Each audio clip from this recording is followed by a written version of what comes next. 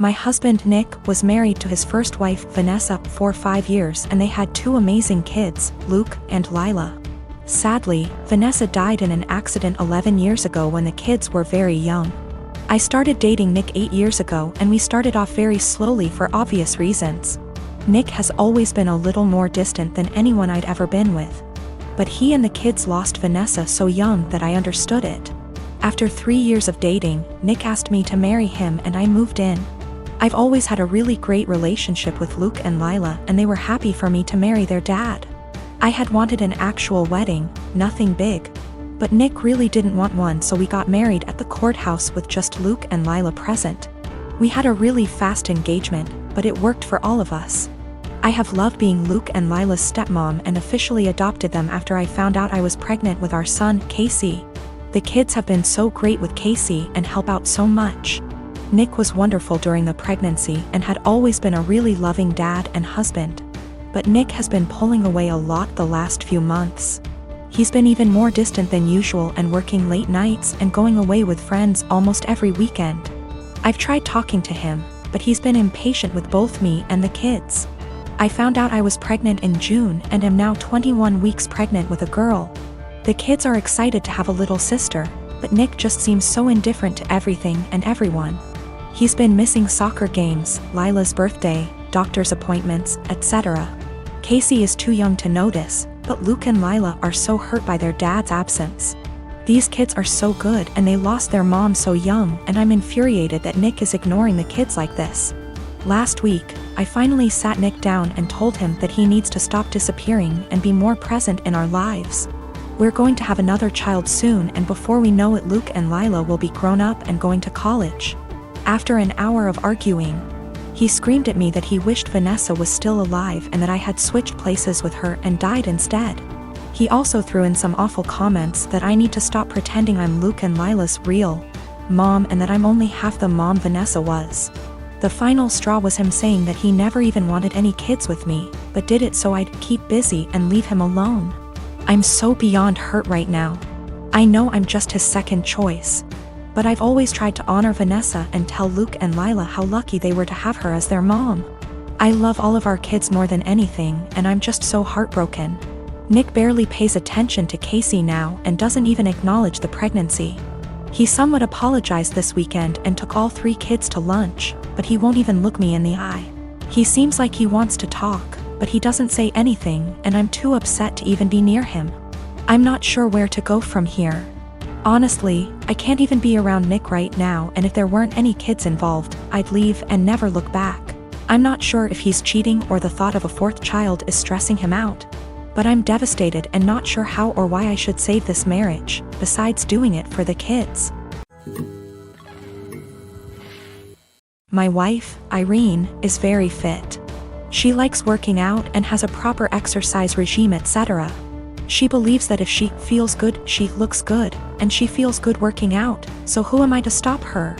My brother, Will, spent the latter half of last year going through a messy divorce and now needs a place to stay.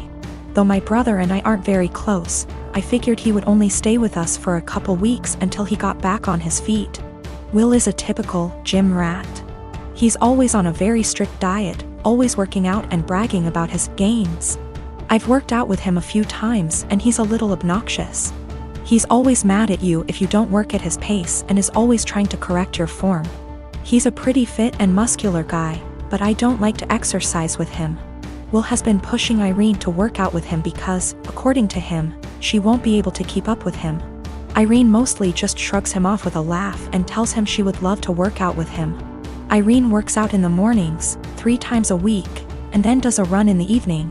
But she's been busy this past week and hasn't been able to stick to her usual schedule.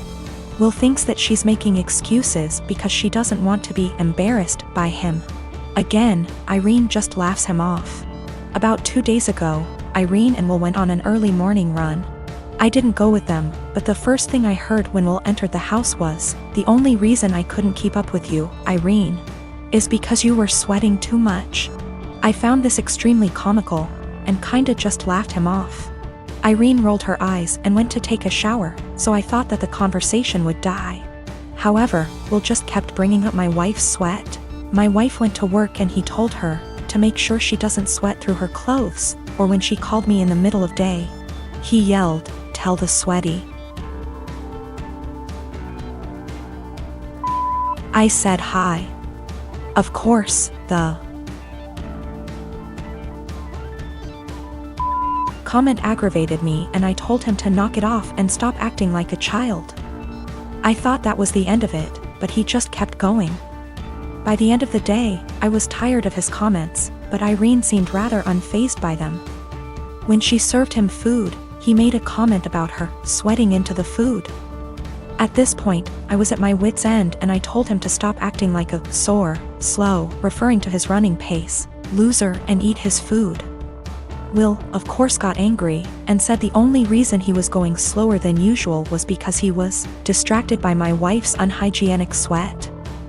Irene looked a bit offended by this, and I told Will that I would kick him out if he made another comment like that. He's been super pissed ever since. I jokingly told this story to a mutual friend and they agreed with Will. Maybe I shouldn't be so harsh. I didn't expect this amount of responses.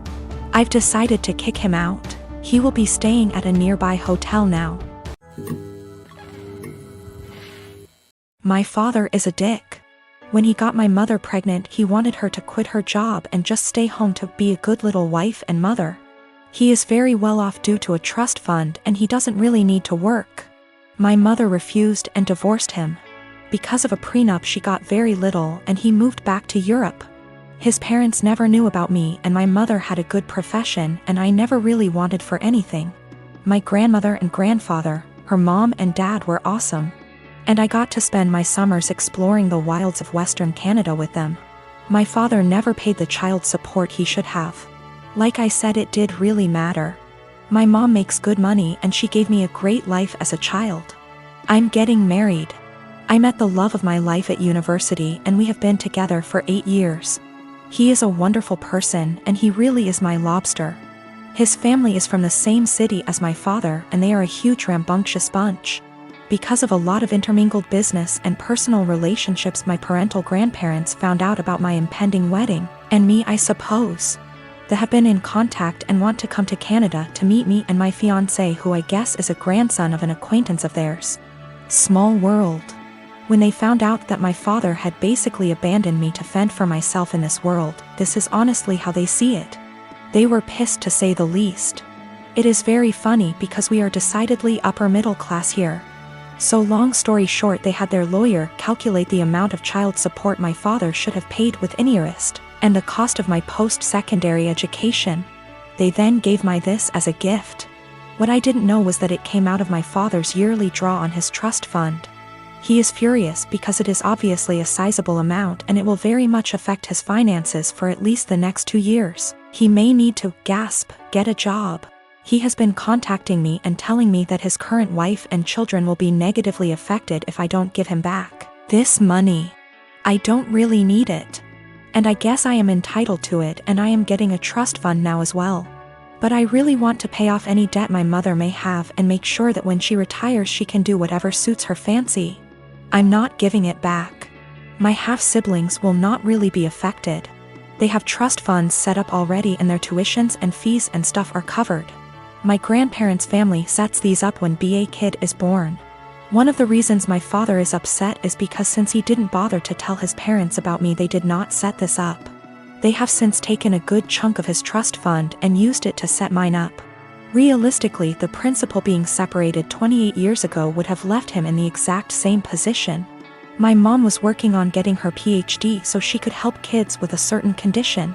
That is what he wanted her to walk away from. My grandparents have sent me pictures of my family there. The coolest thing is that my grandfather looks like the granddad from The Parent Trap.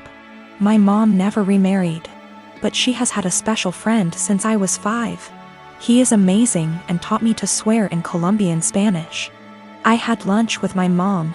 Apparently she has no debt. Like at all. I guess she did literally write the book about the treatment for the kids she works with. She does okay for herself. I never really thought about it.